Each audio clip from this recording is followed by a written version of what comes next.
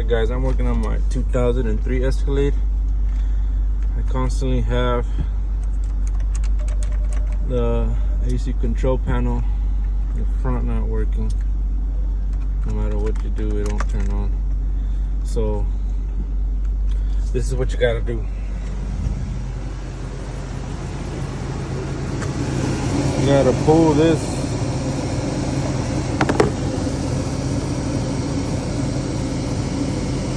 this 10 amp HVAC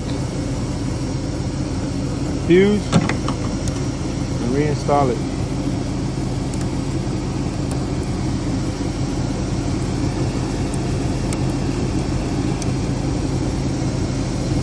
And it should work now.